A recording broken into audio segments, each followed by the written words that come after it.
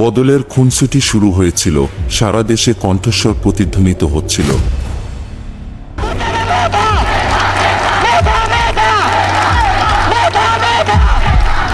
এবং দ্রুত ন্যায় বিচারের জন্য লড়াইটি বেঁচে থাকার সংগ্রামে পরিণত হয়েছিল।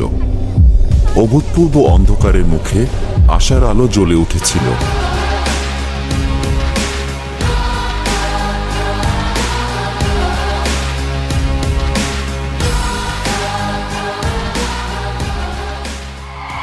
হঠাৎ ফেসবুকে একটি ভিডিও ভাইরাল হলো।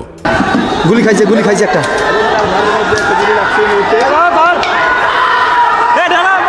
তার মৃত্যু প্রতিবাদকারীদের জন্য একটি সংহতি চিৎকার হয়ে ওঠে। ফলে প্রতিবাদকারীরা সহ সারা দেশ পুলিশের উপর ক্ষিপ্ত হয়ে ওঠে।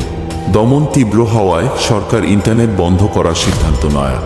মুক্তিযোদ্ধাদের নাতিপুতিরা পাবে না, তাহলে কি রাজাকারের নাতিপুতিরা পাবে?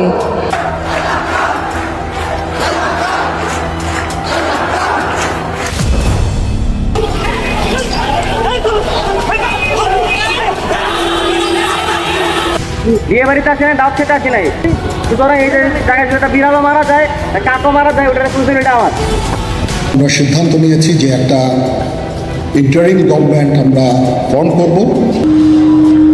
আমি মোহাম্মদ ইউনুস সশ্রদ্ধ চিত্তে